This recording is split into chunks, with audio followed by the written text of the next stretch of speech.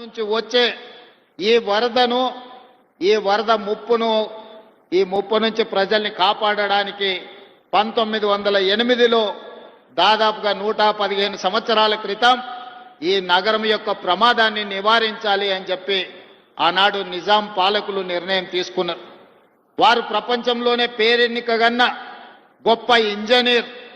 వారి యొక్క దూరదృష్టితోని ఈ ప్రాంతంలో వికారాబాద్ అడవుల్లో పుట్టిన మూసీ నది నుంచి వచ్చే వరదను నియంత్రించడం ద్వారా ఉస్మాన్ సాగర్, హిమాయత్ సాగర్ ప్రాజెక్టులను నిర్మించి వరదల్ని నియంత్రించడమే కాదు, ఈ నగరానికి తాగునీరును అందించే పెద్ద కార్యక్రమాన్ని ఆనాడు తీసుకున్నారు.